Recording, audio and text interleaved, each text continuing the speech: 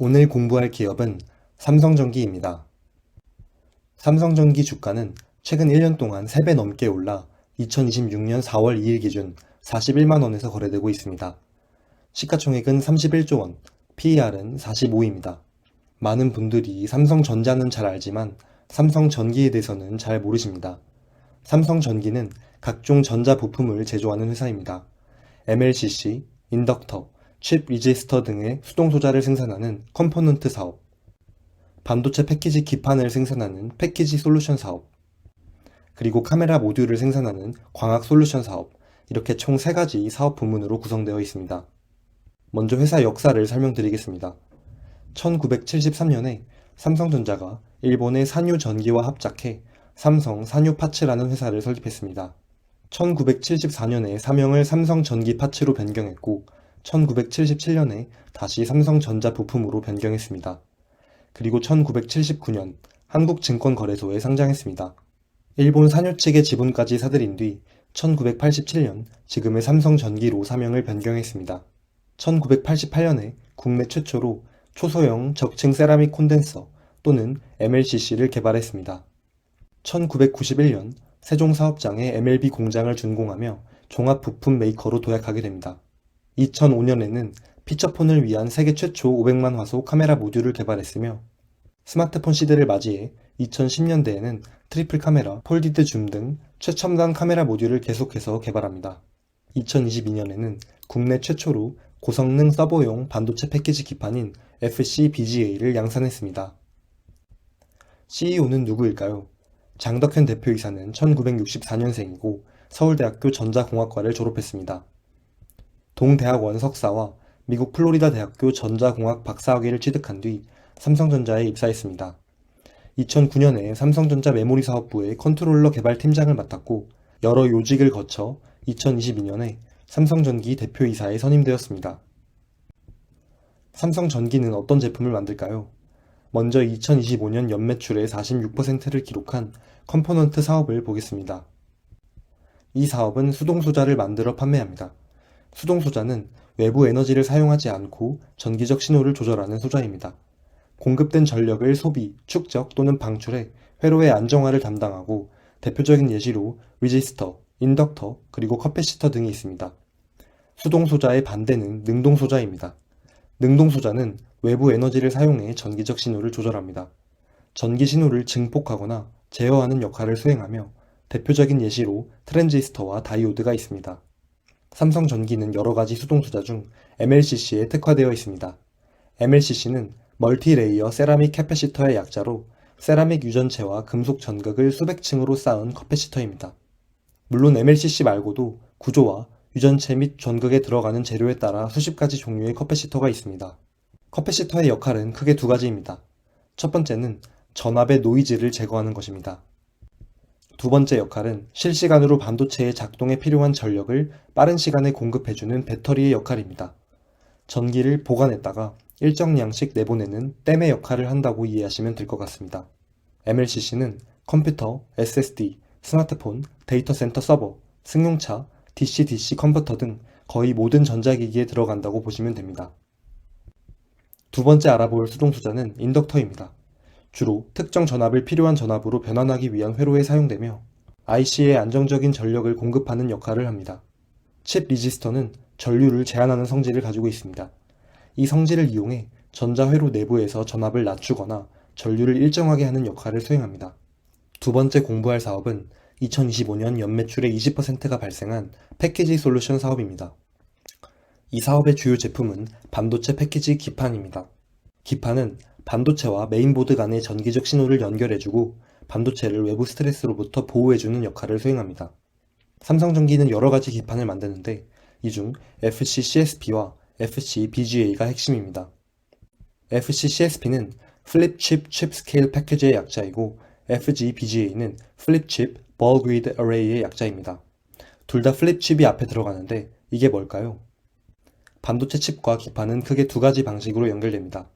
첫째, 칩과 기판을 선으로 연결하는 와이어 본딩 방식. 둘째, 볼 형태의 범프로 연결하는 플립칩 방식. 플립칩 방식은 와이어 본딩 방식보다 신호를 더 빨리 전달할 수 있다는 장점이 있습니다. 그렇다면 CSP와 BGA는 어떻게 다를까요? CSP는 반도체 칩과 기판 사이즈가 비슷해 주로 스마트폰 AP에 활용됩니다. 반면 BGA는 칩보다 기판 사이즈가 훨씬 커 PC나 데이터 센터의 CPU, GPU 패키지에 활용됩니다. 마지막 사업은 2025년 연매출의 34%를 차지한 광학 솔루션 사업입니다. 카메라 모듈이란 렌즈, 액추에이터, 이미지 센서가 카메라라는 하나의 기능을 수행하기 위해 조립된 것입니다. 렌즈는 피사체로부터 발산된 빛을 모아 이미지 센서로 전달해 피사체의 상이 맺히도록 하는 부품입니다. 액추에이터는 모터를 상하 좌우로 움직여 초점과 흔들림을 보정해주는 장치입니다. 카메라 모듈은 스마트폰이나 자동차에 주로 탑재됩니다. 각 제품들을 만들기 위한 원재료는 어디서 구입할까요? MLCC의 주요 원재료인 페이스트와 파우더는 일본의 쇼에이와 중국의 광보에서 매입하고 있습니다. 기판의 원재료인 CCL과 PPG는 일본의 미쓰비시와 레조낙에서 매입합니다. 카메라 모듈에 들어가는 센서 IC의 경우 삼성전자와 소니로부터 주로 매입합니다. 컴포넌트 사업의 2025년 평균 가동률은 93%로 전년 대비 12% 증가했습니다. 패키지 솔루션 사업의 경우 70%를 기록해 전년 대비 5% 성장했습니다. 반면 광학 솔루션 사업의 경우 66%를 기록해 전년 대비 6% 감소했습니다. 삼성전기는 2025년에 생산 설비 캐파 증대를 위해 1조 1,550억 원을 투자했습니다.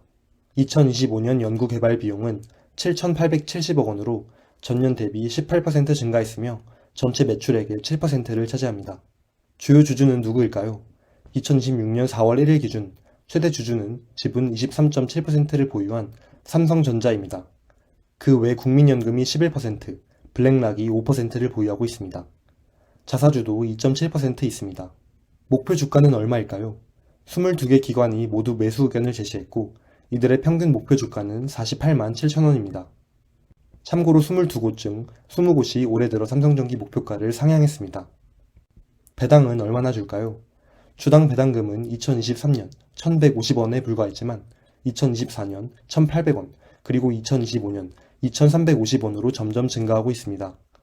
그러나 주가가 최근에 많이 올라 2025년 시가 배당률은 0.9%입니다. 배당 성향은 2023년 이후 20% 이상을 유지하고 있으며 2025년에는 25%를 기록했습니다.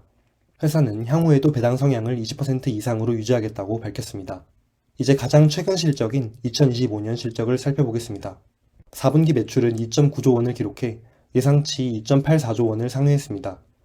4분기 EPS 역시 2,870원을 기록해 예상치 2,330원을 상회했습니다. 사업 부문별 성과를 보겠습니다. 먼저 컴포넌트 사업부의 경우 매출 1조 3,200억 원을 기록해 직전 분기 대비 4% 감소했습니다. 연말 고객사의 재고 조정 등의 계절적 요인으로 매출이 소폭 감소했지만 AI 서버용 제품의 성장은 계속되었습니다. 두 번째, 패키지 솔루션 사업의 경우 4분기 매출은 직전 분기 대비 9% 증가해 6,446억 원을 기록했습니다. 특히 AI 서버 및 전장용 기판 공급 확대로 FC, BGA 매출이 증가했습니다. 마지막으로 광학 솔루션 사업의 경우 4분기 매출은 9,372억 원을 기록해 직전 분기 대비 2% 성장했습니다. 이제 2025년 연간 손익계산서를 보겠습니다.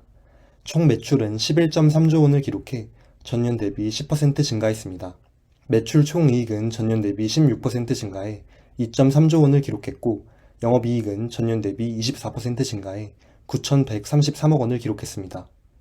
당기순이익은 7,310억 원, 희석 EPS는 9,345원을 기록해 각각 전년 대비 4% 증가했습니다. 연도별 실적 추이를 보겠습니다. 매출은 2023년 8조 9천억 원을 기록한 뒤로 2024년 10조 원, 2025년 11조 원을 돌파하며 점점 증가하고 있습니다. 특히 컴포넌트 사업부의 성장이 눈에 띕니다. 영업이익 역시 2023년 6,600억 원을 기록해 저점을 찍고 최근 2년 연속 반등하고 있습니다. 2025년 영업이익률은 8.1%를 기록해 전년 대비 1% 증가했습니다. 이제 재무상태표를 보겠습니다. 총 자산은 14.6조 원이고 그중 유동자산은 7.1조 원입니다. 총 부채는 4.8조 원이고 그중 유동부채는 3.8조 원입니다. 단기 차입금이 전년 대비 7천억 원 증가해 2조 원을 기록했고 2024년에는 없었던 장기 차입금이 2천억 원 정도 생겼습니다. 총 자본은 전년 대비 8천억 원 증가해 9.8조 원을 기록했습니다. 유동 비율은 186%, 부채 비율은 49%를 기록해 재무 건전성이 여전히 좋은 편에 속합니다. 이제 연간 현금 흐름표를 보겠습니다. 1년 동안 영업활동에서 1.5조 원이 순유입되었습니다. 투자활동에서는 1.2조 원이 순유출되었는데 그중 대부분이 유형자산 취득에 사용되었습니다. 재무활동에서는 4천억 원이 순유입되었는데 단기 차입금이 7천억 원 증가한 것에 영향을 받았습니다. 1년 동안 순현금 흐름은 플러스 7천억 원이고 기말, 현금 및 현금성 자산은 2.7조 원입니다.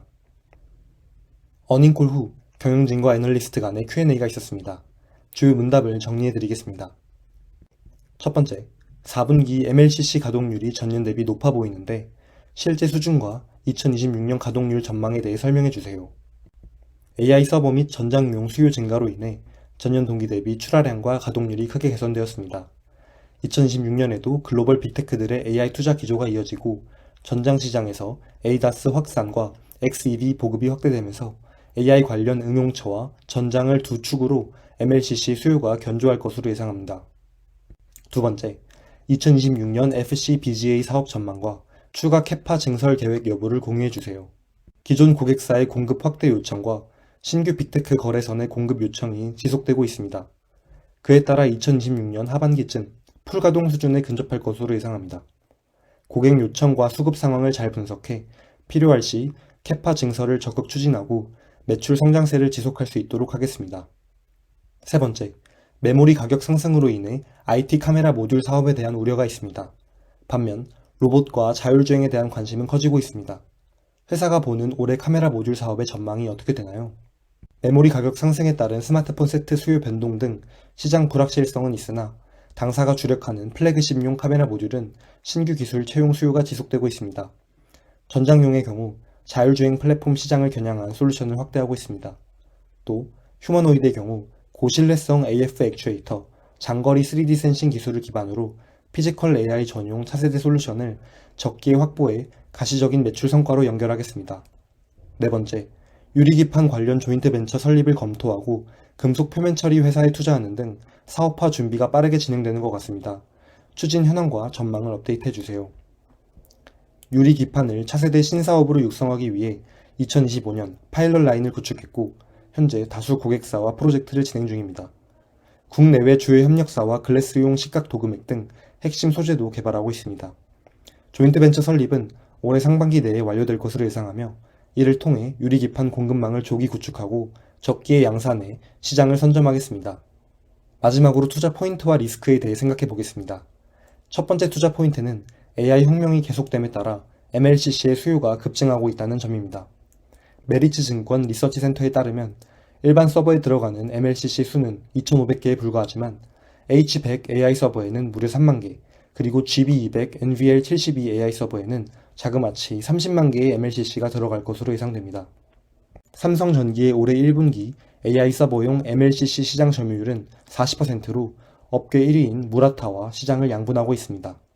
무라타 사장이 최근에 MLCC 가격 인상을 예고했는데 가격이 10%만 올라도 내년 영업이익은 2조 2천억 원에 달할 것으로 예상됩니다. 한편 작년에 엔비디아는 차세대 AI 팩토리가 800V HVDC 아키텍처를 요구할 것이라 예고했습니다. 현재는 고압 전기가 여러 단계의 AC 변환을 거쳐 서버 렉으로 전달되면 PSU에서 48V DC로 변환되고 차차 12V, 1V로 낮아집니다. 이 과정에서 100V급 MLCC가 주로 사용됩니다. 기존 방식은 전력 효율이 85% 이하로 열 손실이 크다는 단점이 있었는데 불필요한 변환 과정이 생략되는 800V 아키텍처가 도입되면 효율이 90%까지 올라올 것으로 예상됩니다.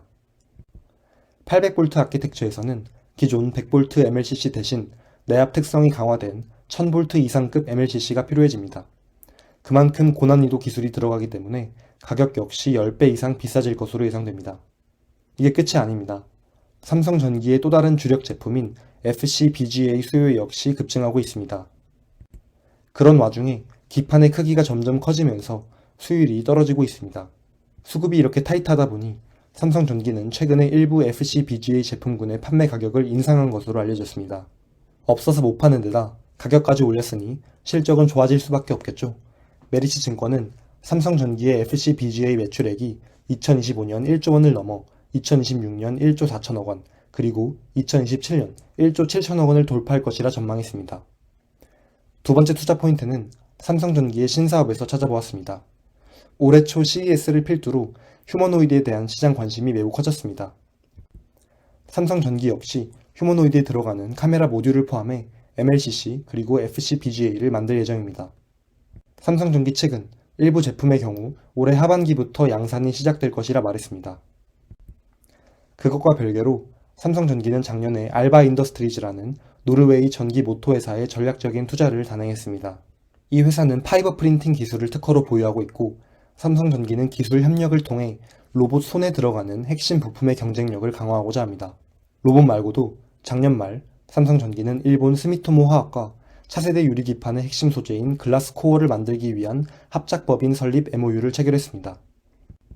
유리기판은 기존 기판 대비 평탄하고 열에 강해 휘면상이 적어 미세 회로 구현이 용이한 차세대 기판으로 부상하고 있습니다. 삼성전기는 현재 파일럿 라인을 구축해 유리기판 시제품을 생산 중이고 2027년 이후에 본격적인 양산을 추진할 것으로 보입니다. 이를 위해 작년 말에 금속 표면 처리 전문 기업 익스톨에 투자하기도 했습니다. 유리기판은 도금하는 것이 매우 까다로운데 익스톨은 독자적인 구리 도금 기술을 보유한 것으로 알려집니다. 반대로 투자 리스크에 대해 생각해 보겠습니다. AI 투자 열풍이 식으면 어떡하지? 라는 질문을 던져봅시다. 챗GPT가 등장하고 우리 일상은 180도 바뀌었습니다. 엔비디아의 젠슨 왕은 피지컬 AI가 인간의 노동력을 대체하는 시대가 곧 올 것임을 강조하고 있습니다. 메타, 마이크로소프트, 구글, 그리고 아마존은 올해 역대급 AI 투자를 예고했으며 이 네 회사의 캐펙스를 합하면 6천억 달러를 넘길 것으로 전망됩니다. 이런 거대한 AI 투자는 MLCC 그리고 FCBGA 같은 핵심 부품을 만드는 삼성전기의 실적 향상으로 이어집니다. 그런데 올해 2월 말 한 가지 변수가 생겼습니다. 미국과 이란이 전쟁을 시작하며 호르무즈 해협이 막혀버렸습니다. 그에 따라 유가가 100달러를 돌파했고 시장은 이제 인플레이션과 경기 침체 그리고 미국의 기준금리 인상까지 걱정하기 시작했습니다. 작년 9월에 오건영 작가님의 위기의 역사를 요약해드린 적이 있습니다. 외환위기, 닷컴버블 붕괴, 금융위기, 그리고 코로나19 위기와 인플레이션이라는 네 가지 거대한 위기의 공통점은 낙관론이 팽배했다가 급격한 환경 변화가 발생했다는 점입니다. 작년까지만 해도 AI 열풍과 금리 인하 전망이 시장을 지배했습니다. 그러면서 엔비디아 실적이 꺾이거나 공화당이 중간선거 때 지거나 금리 인하가 예정대로 되지 않거나 전쟁이 발생하는 등 급작스러운 환경 변화가 나타날 경우 우리는 새로운 위기를 직면할 수 있다 라고 사견을 말씀드린 적이 있습니다. 작년과 달리 금리 동결이 계속되고 있고 트럼프 대통령은 정말로 전쟁을 일으켰습니다. 미래는 아무도 예측할 수 없지만 역사를 공부한 입장에서 지금은 조심할 때입니다. 비중을 늘리지 말고 과도한 레버리지는 삼가하시는 것이 계좌를 지키는 방법이라고 생각합니다. 이상 삼성전기의 기업 분석을 마치겠습니다. 영상이 도움되셨다면 구독, 좋아요, 댓글 꼭 부탁드립니다. 큰 힘이 됩니다. 감사합니다.